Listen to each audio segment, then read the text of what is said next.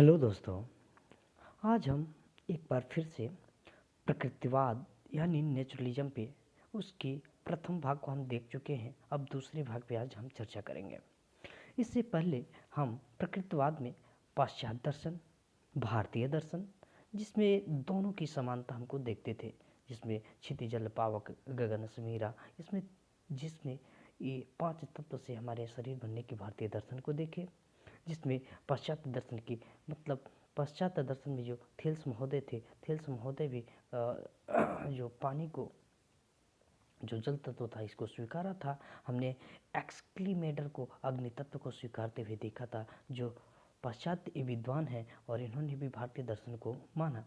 इसके बाद हम प्रकृतिवाद में, नेचुरलिज्म में हमने डिफिनीशन देखा, अर्थ उसके देखे, उसके मायने देखे। नेचुरलिज्म मतलब nature plus ism, natural plus ism. इसमें नेचुरल में प्रकृति था और इज्म, जो इज्म था, ये एक वाद के रूप में है। वाद या एक हम क्या कह सकते हैं, वाद या एक प्रणाली के रूप में हमने देखा। अब इसके आगे हमने उसकी डिफिनीशन को भी देखा, जिसमें हमने डिफिनीशन में एक ब्राइस महोदय का डिफिनीशन देखा और पेरी महोदय का डिफिनीशन देखा। तो ब्राइस के डिफिनीशन में हमने हिंदी में इसका डिफिनीशन देख लिया था, जबकि इंग्लिश में इसका डिफिनीशन बाकी है, जो हम इसके आगे हम चर्चा कर रहे हैं यहाँ से। फिर हम देखते हैं ब्राइस ने, इससे पहले हिंदी में इसकी हम डिफिनीशन को देख लेते हैं। ब्राइस ने कहा, प्रकृतिवाद एक प्रणाली है और जो कुछ आध्यात्मिक है उसका बहिष्कार ही प्रमुख विशेषता है। मतलब जो कुछ भी आध्यात्मिक है उसका बहिष्कार कर देना चाहिए। ये लोग हम देखते हैं, इसमें जैसे नेचुरलिज्म आया, इसमें क्या कर दिया गया था, आत्मा परमात्मा, आत्मा परमात्मा को इन लोगों ने कोरी कल्पना के रूप में बताया कि ये कुछ भी नहीं है, एक कोरी कल्पना है। जबकि इससे पहले हम देखते हैं आइडियलिज्म में एक मेन तत्व के रूप में था, जो भी था ईश्वर था, परमात्मा था, आत्मा था, इसी की बात हो रही थी। और जैसे ही हमारा नेशनलिज्म आता है, इसमें आत्मा को एक पदार्थ के रूप में मान लेते हैं। जो भी चीज़ है, मतलब मनुष्य की निर्माण एक पदार्थ, एक मैटर से हुआ है। मैटर यानी एक पदार्थ से हुआ है। और अगर पदार्थ, जैसे हम फिजिक्स में कहते हैं कि हिग्स बोसोन नामक कण है, जिसकी अभी चर्चा हुई थी, जिसको हमने कहा कि ये 99.9 क्या कहा था, एक भगवान के रूप में है, इस कण को माना गया था, हिग्स बोसोन जो एक कण था। तो ऐसे ही इन्होंने क्या आत्मा को एक पदार्थ के रूप में माना। वैसे ही अब हम देखते हैं कि इसके ब्राइस महोदय का इंग्लिश में, इनका हिंदी में देखा कि प्रकृतिवाद एक प्रणाली है और जो कुछ आध्यात्मिक है उसका बहिष्कार है उसकी प्रमुख विशेषता है, ये कहते हैं ब्राइस महोदय। और इंग्लिश में देखें तो naturalism is a system where silence feature is the exclusion of whatever is spiritual. जो भी आध्यात्मिक है उसका एकदम बहिष्कार, एक्सक्लूजन, वॉट एवर जो भी हो स्पिरिचुअल, उसको बहिष्कृत कर देना चाहिए। अगर हम थॉमस और लैक की परिभाषा को देखें तो थॉमस और लैक की परिभाषा कहती है कि प्रकृतिवाद आदर्शवाद के विपरीत मन का पदार्थ के अधीन मानता है। जो भी मन है वो पदार्थ के अधीन है और यह विश्वास करता है कि अंतिम वास्तविकता भौतिक है, आध्यात्मिक नहीं। जो भी चीज़ें हैं अंतिम वास्तविकता के, अंतिम लास्ट रियलिज्म की बात करें, वो क्या है, हमारे आध्यात्मिकता है, नहीं है, ये भौतिक है, अंतिम। अगर हम इसके आगे बढ़ते हैं तो एक देखते हैं प्रकृतिवादी दर्शन। प्रकृतिवादी दर्शन में हम देखते हैं नेचुरलिज्म फिलॉसफी, इसकी प्रकृतिवाद के 3 दर्शन हैं। इसमें तत्व मीमांसा, मेटाफिजिक्स, ज्ञान मीमांसा, और एक और है हमारा मूल्य मीमांसा, जिसमें हम सर्वप्रथम तत्व मीमांसा की बात करेंगे। तत्व मीमांसा में हम देखते हैं प्रकृतिवाद के 3 दर्शन में पहला है मेटाफिजिक्स, जिसमें पहला देखेंगे पदार्थ ही जगत का आधार है। जो भी मैटर है, मैटर ही मतलब प्रकृति है, प्रकृति में जो कुछ भी देखते हैं वही हमारा प्रकृति है। मतलब हमारे यहाँ गॉड का कोई एग्जिस्टेंस नहीं है, मतलब पदार्थ ही जगत का आधार है। आत्मा पदार्थ जन चेतन तत्व है। जो भी आत्मा है वो, जो भी पदार्थ ही जगत का आधार है। अगर हमने पूरी आत्मा को ही हमने क्या पदार्थ मान लिया है। अगर यहाँ से भी देखें दूसरे में कि आत्मा पदार्थ जन चेतन तत्व है, आत्मा पदार्थ है लेकिन एक चेतना अवस्था में पदार्थ है। अगर तीसरा देखें प्रकृति ही सब कुछ है, इससे परे कुछ नहीं है। नेचर के अलावा यहाँ पे कुछ नहीं है, खुला नेचर का। ये लोग कहते हैं कि रूसो भी कहते भी है कि प्रकृति की ओर लौटो, जो भी करना है हमें प्रकृति की ओर लौटना चाहिए। तो ही जो भी चीज़ें हैं यहाँ पे नेचर ही है, नेचर के अलावा यहाँ पे कुछ भी नहीं है। अगर आगे देखते हैं तो ये कहते हैं कि प्रकृतिवाद आध्यात्मिकता के विपरीत है। जो भी आध्यात्मिक चीज़ें हैं उसके विपरीत जो भी चीज़ें होंगे वो प्रकृतिवाद है। मतलब आइडियलिज्म में भगवान थे, इसमें भगवान नहीं है, वही है। अगर पांचवा देखें तो संपूर्ण सृष्टि में नियम विद्यमान है। जो नियम प्रकृति के स्वयं के हैं उसी के नियमानुसार सभी काम होते हैं। कहने का मतलब यहाँ पे एक लॉज है, लॉ एक ऑर्डर है, ऑर्डर है। वो सब किसके हैं? सब के सब। यहाँ पे जो भी नियम बनेंगे, इसके जो भी नीति होंगे, नियम नीति नियंता जो भी होंगे, यहाँ पे क्या है? सब प्रकृति है। इसके अलावा प्रकृति के अलावा यहाँ पे किसी भी चीज़ का मान्यता नहीं है। अगर देखेंगे मनुष्य भी प्रकृति का अंग है। जो भी मनुष्य है ये प्रकृति का ही एक अंग है। जिसमें हम पिछले वीडियो में हमने बताया भी था कि जैसे इसमें था कि एक आत्मा है और एक परमात्मा है।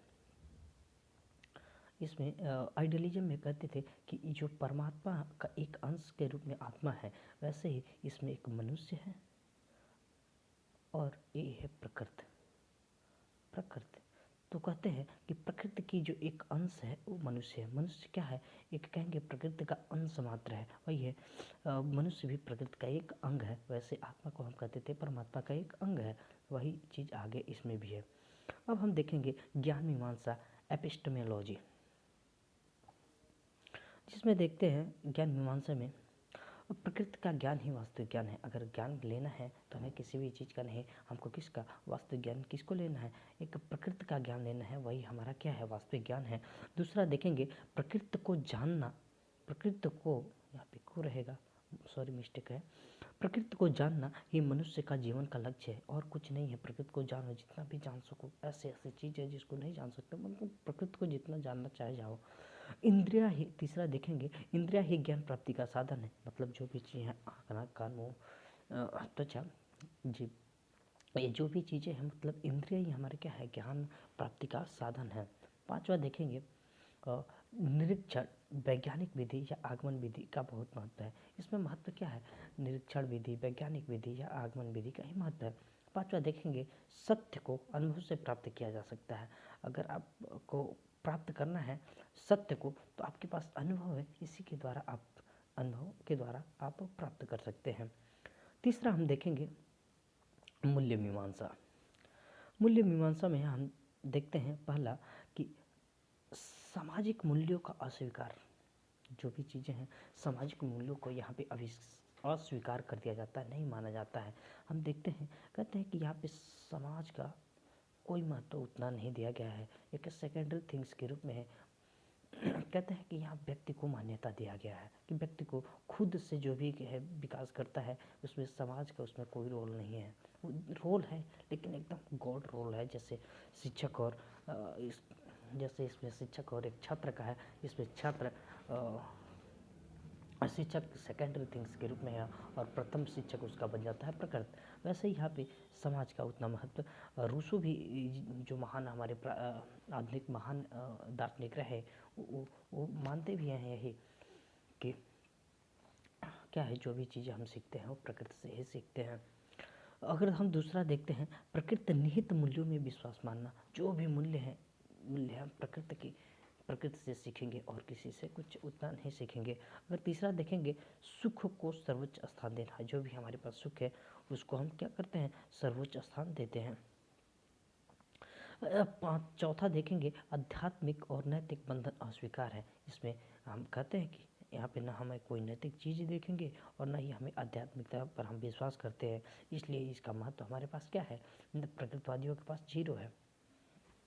अगर पांचवा देखें प्रकृति के मनुष्य को प्रकृति के अनुकूल आचरण करना चाहिए। जो भी है, अगर रूसो कहते भी हैं कि एक बच्चा है उसको छोड़ दो खुले वातावरण में, उसको वातावरण से सीखने दो, जो भी चीज़ें होंगी वो सीखेगा, वातावरण से सीखेगा। वो वातावरण की बहुत ज़्यादा समर्थक रहे और आधुनिक भी रहे, इसलिए रूसो को हम ज़्यादा मानते हैं, रूसो को ज़्यादा मानते हैं। हम देखेंगे प्रकृतिवाद के अब रूप के बारे में कि फॉर्म ऑफ नेचुरलिज्म, इसके 3 रूप मानते हैं। प्रकृति के रूप हम देखते हैं, इसके 3 रूप कौन कौन से हैं हम देखेंगे। पहला, पदार्थवादी प्रकृति। पदार्थवादी प्रकृति में क्या क्या है? पदार्थवादी को ही हम फिजिकल नेचुरलिज्म बोलते हैं, फिजिकल नेचुरलिज्म, जिसमें देखते हैं कि इसमें व्यक्तियों के अनुभव, व्यक्तिगत अनुभवों, संवेगों, अनुभूतियों को भौतिक विज्ञान से व्याख्या करता है। शिक्षा के क्षेत्र में देखेंगे तो शिक्षा के क्षेत्र में इसका विशेष कोई प्रभाव नहीं है। ये हमारा किसका है? फिजिकल और नेचुरलिज्म की हम बात करते हैं। दूसरा देखेंगे यंत्रवादी प्रकृतिवाद, जिसमें मैकेनिकल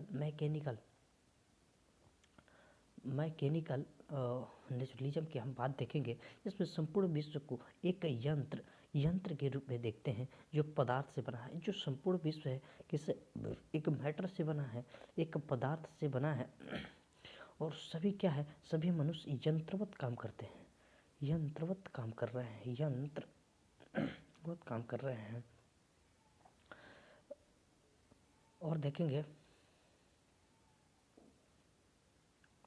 कि असली जो भी शिक्षा होता है वो प्रकृति देती है। बुक किस नॉलेज जीरो यहाँ पे मानते हैं, बुक का उतना स्थान नहीं मानते हैं। असली शिक्षा हमारा प्रकृति देती है। अगर जीवन को यही शिक्षा सुखमय बनाता है, सुखमय कौन सा? प्रकृति, जो भी प्रकृति की हमारी शिक्षा होगी, प्रकृति शिक्षा ही हमारे जीवन को क्या बनाएगी? सुखमय बनाएगी। अदरवाइज बुक का हमारा उतना कोई इम्पोर्टेंस यहाँ पे हमारा यंत्रवादियों में नज़र नहीं आता है। अगर हम चौथा देखें, तीसरा देखें, जैविक प्रतिवाद, जिसको हम बोलते हैं जैविक प्रतिवाद, प्रकृतिवाद को बायोलॉजिकल नेचुरलिज्म बोलते हैं। इसमें हम देखते हैं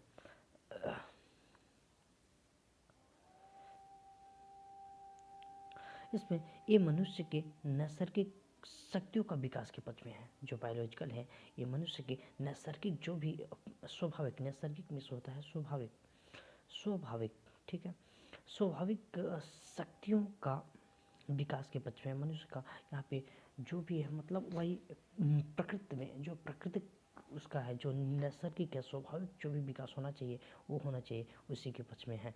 यह मनुष्य को पर्यावरण के अनुसार बनाने पर बल देता है, जैसा भी पर्यावरण है उसके अनुसार ही खुद हो। इसमें देखेंगे तीसरा सबसे अच्छा हम देखते हैं चार्ल्स डार्विन, ये जो महान आधुनिकी के जो विकासवाद के हमारे जन्मदाता माने जाते हैं, चार्ल्स डार्विन, इनके अस्तित्व के लिए संघर्ष, इनका जो सिद्धांत है, और उपयुक्तम के लिए विजय के सिद्धांत महत्वपूर्ण है, जिसमें हम आत्मसंरक्षण, सेल्फ ऑब्जर्वेशन हम देखेंगे ही प्राकृतिक जगत में सबसे बड़ा नियम है। यहाँ पे हम क्या कर रहे हैं? चार्ल्स डार्विन के अस्तित्व के लिए संघर्ष, एग्जिस्टेंस के लिए जो हम करते हैं ना, कि अगर हम चार्ल्स डार्विन का यही तो सिद्धांत था कि हम जिस वातावरण में रहते हैं उसको हम उसके अनुकूल अपने आप को नहीं ढल पाएंगे तो हम उस जगह से हम क्या करते हैं? हम विलुप्त हो जाएंगे। यही हमारा सिद्धांत था डार्विन का। आगे देखते हैं प्रकृतिवाद के मूल सिद्धांत क्या हैं। प्रकृतिवाद के यानी fundamental principle of naturalism, fundamental principle of naturalism क्या है देखते हैं। पहला देखेंगे यह भौतिक संसार ही सत्य है, जो भी हम देख रहे हैं भौतिक संसार यही सत्य है। दूसरा देखेंगे मनुष्य संसार की सर्वश्रेष्ठ रचना है, मनुष्य ही सर्वश्रेष्ठ रचना है। तीसरा देखेंगे इंद्रियों का अनुभव से ही ज्ञान और सत्य की प्राप्ति होता है। अगर हम चौथा देखें, अंतिम सत्ता के रूप में क्या है? प्रकृति है, इसके बाद कोई नहीं है। अंतिम सत्ता यहाँ पे भगवान की कोई मान्यता नहीं है, शून्य है, इसलिए अंतिम सत्ता यहाँ पे क्या है? प्रकृति है, जो भी है। धर्म और ईश्वर की बात करें यहाँ पे कोई स्थान नहीं है, एकदम शून्य है। छठा देखेंगे सृष्टि का निर्माण वस्तु या तत्व से हुआ है। हम कहते हैं ना मैटर, जो भी है पदार्थ, हर चीज़ का एक पदार्थ मानते हैं, यानी हर चीज़ का वो पदार्थ मानते हैं। सृष्टि का निर्माण ही वस्तु मैटर या तत्व से हुआ है। सातवां देखते हैं, मनुष्य का दुखी होने के दो कारण हो सकते हैं। प्रकृतिवादियों का माने तो मनुष्य दुखी कब क्यों होता है? कहते हैं कि सभ्यता और संस्कृति के चक्कर में पड़कर ही मनुष्य दुखी होता है। कहने का मतलब है मनुष्य के पास सभ्यता और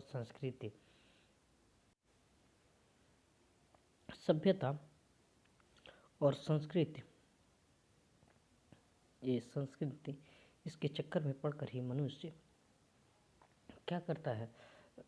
दुखी होता है। अगर आगे देखें तो समाज क्या है? समाज में देखें व्यक्ति सर्वोपरि है। जो भी चीज़ें होती है व्यक्ति के लिए होती है, समाज दूसरे नंबर पर आता है। यहाँ पे व्यक्ति का महत्व सबसे ज़्यादा है और समाज गौण रूप से सेकेंडरी रूप में आ जाता है। अब हम देखेंगे प्रकृतिवाद और शिक्षा, नेचुरलिज्म और एजुकेशन। शिक्षा में प्रकृतिवाद का आंदोलन देखेंगे तो बेकन और कामेनियस ने लेके आया, प्रारंभ किया और उसको चरम पर रूसो ले गए। जो भी रूसो जो महान आदिवादी आधुनिक में माने जाते हैं। हम देखते हैं कि शिक्षा में प्रकृतिवाद का आंदोलन बेकन और कम्युनिस्ट ने प्रारंभ किया और उसको चरम पर रूसो ले गए। हम देखते हैं एक हर्बर्ट स्पेंसर की उनकी मत देखते हैं। इसमें वो कहते हैं कि शिक्षा का अर्थ अंतः शक्तियों का बाह्य जीवन से समन्वय स्थापित करना है। जो भी शिक्षा का अर्थ है अंतः शक्तियों का बाह्य जीवन से समन्वय, मतलब उसका सामंजस्य बैठा कर चलना ही क्या है? जीवन की वो है, शिक्षा का अर्थ है हमारा। अगर इंग्लिश में इनका मत को देखें, education means establishment of coordination between the inherent powers and the outer lifes. हम देखते हैं इसके नीचे हम लास्ट में देखेंगे अब कि प्रकृतिवाद उद्देश्यों, पाठ्यक्रमों, शिक्षक विधियों अर्थात ऐसी शिक्षा के विरुद्ध है जो बालक के स्वतंत्र और स्वाभाविक विकास में बाधक बनती है। वो कहती है प्रकृतिवाद का उद्देश्य, पाठ्यक्रम, शिक्षण, विधियाँ, ये सब चीज़ें नहीं होना चाहिए। मतलब बालक जो भी है प्रकृति को खुद से सीखे, प्रकृति से सीखे, जिसमें उसमें ना तो उद्देश्य हो उसका ऐसा कोई ज़्यादा, ना उसके पाठ्यक्रम हो, ना कोई शिक्षण की विधियाँ हो उतना, और जो भी सीखे हो किससे? प्रकृति से सीखे। नहीं तो ये सब चीज़ें एक बाधक के रूप में बालक को आएंगे। अगर हम एक कोटेशन को देखें, शिक्षा बालक के लिए है, बालक शिक्षा के लिए नहीं है। एक प्रकृतिवादियों का विचारधारा था, प्रकृतिवादियों का ये विचारधारा था। हम देखते हैं यहीं पे हम आज लेक्चर को ख़त्म करेंगे और हम कुछ बचा और है जिसमें हम नेचुरल और एंड एजुकेशन और आगे हम चर्चा करेंगे, जैसे बाल केंद्रित शिक्षा, प्रकृति का अनुसरण, पुस्तकीय ज्ञान का विरोध कैसे होता है, ये सब और हम नेक्स्ट तीसरा पार्ट में हम देखेंगे। तब तक धन्यवाद और कृपया हमारे चैनल को सब्सक्राइब जरूर करें। धन्यवाद।